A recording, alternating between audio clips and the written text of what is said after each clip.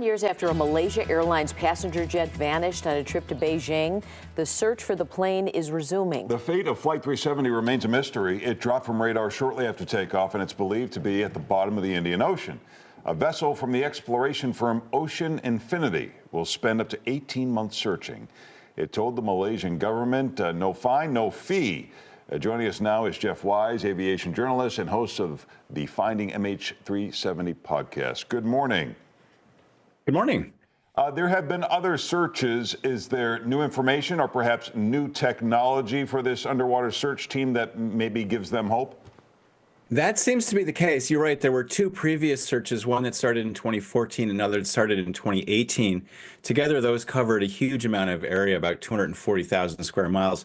The one that's currently underway is much, much smaller, only about 15,000 square kilometers, and it might only take a couple days. As you mentioned, the Malaysians have given the company that's carrying out the search, Ocean Infinity, 18 months to do it, but it might just be a couple more days.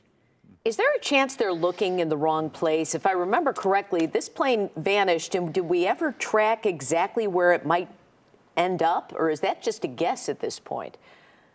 Well, you're right. The plane, as it vanished, sent out these signals that were generated automatically, and scientists used it to derive an end location where the plane must have gone. And yet, when they searched there, it wasn't there. This is kind of their last gasp effort. If they don't find it in this place, it really is going to raise the serious question of did they get something wrong? Was one of their initial assumptions incorrect? Yeah, so is one of those assumptions that it fell out of the sky versus perhaps maybe a hijacker? Does that somehow change the trajectory of it falling into the ocean somewhere?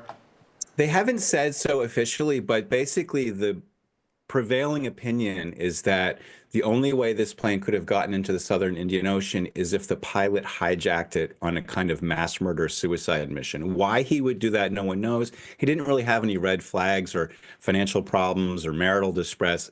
So we don't really know why he would do it. But that's the only really way that you would get this plane in the southern Indian Ocean. However, if it turns out that it's not there and their assumption about how this data was created is wrong, it's really going to have to blow the whole thing wide open and raise the possibility of maybe this data was tampered with. Maybe that's why they didn't find it. And remind people, why is it that we don't know where this airplane went? We assume that when we're in the air, someone is following us and can track these planes. Something very, very strange happened to this plane.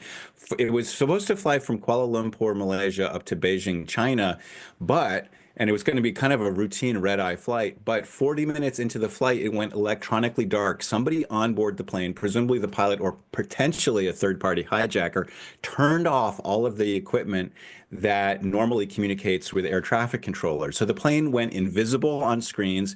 Later, it was found by looking at military radar that the plane had done a 180, flew back over the Malayan Peninsula, flew off to the northwest, and then someone turned back on this piece of equipment that sent signals to the Inmarsat satellite that created that data that I talked about. Hey, Jeff, just real quick, can we talk about these runway incursions? We reported that numbers were down, even though we seem to see them on the news more frequently. I think whatever the numbers are, they're more than what people expect to hear. What's going on out there? Yeah, there's been a whole spate of incidents and accidents. You know, for a long time, for 16 years, there hadn't been a fatal U.S. airline accident in the United States. That ended just 9 days into the Trump administration. There's been cuts in the FAA. There's been these mass DOGE layoffs. People are really wondering, is airline travel still safe? I've actually got an article about that coming out in The Atlantic. It's worrying, for sure.